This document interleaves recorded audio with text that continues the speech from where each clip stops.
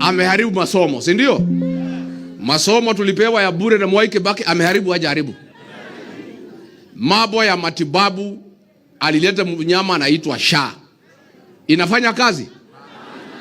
Baba askofu hapa ameomba sisi.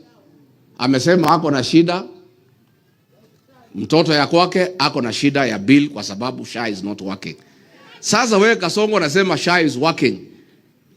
Archbishop ameongea hapa kanisani, ambaye amemwagiliwa mafuta, ako hapa madhabahu, anasema SHA is not. And I think viongozi lazima tutamsaidia baba askofu. Nikiwa tu hapa ujue SHA is not working. Tukicheza hapa, mama moja amepenya hapo security, ameletea mimi card.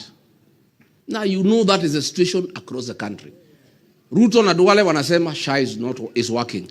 Lakini katika kila kijiji Saturday and Sunday ni harambe ya pesa ya bill. Kweli ama uongo?